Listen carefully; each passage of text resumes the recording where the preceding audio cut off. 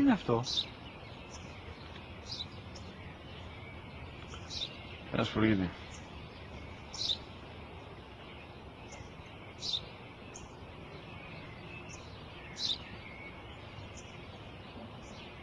Τι είναι αυτό?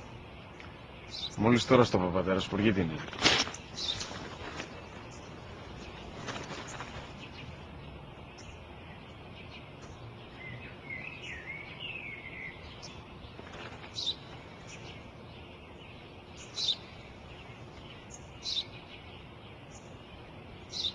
Τι είναι αυτό? Ένα σπουργίτη είναι, πατέρα. Ένα σπουργίτη. Σπου-γι-τι!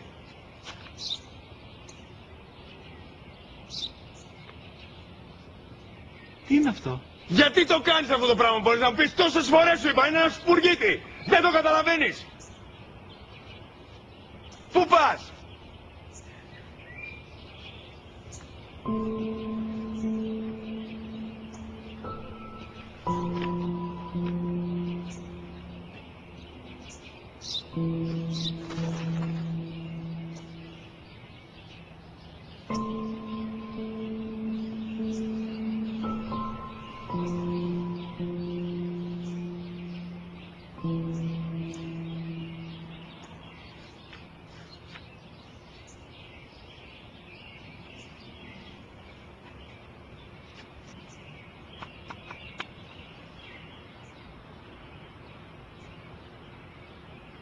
Δυνατά.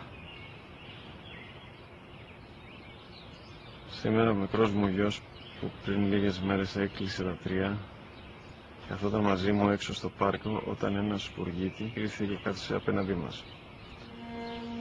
Ο γιος μου με ρώτησε 21 φορές τι ήταν αυτό και του απάντησε και τις 21 φορές ότι ήταν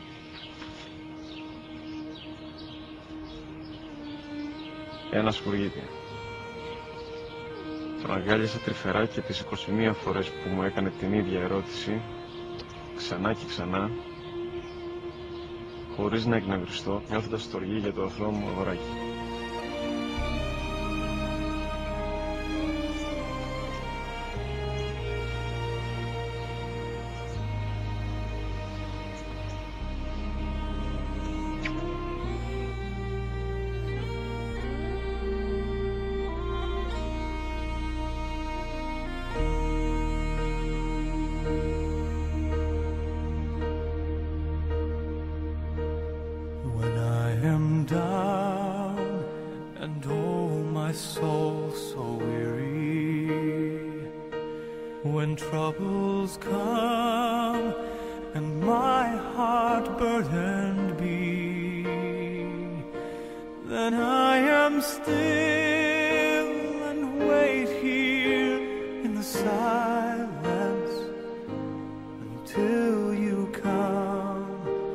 And sit a while with me.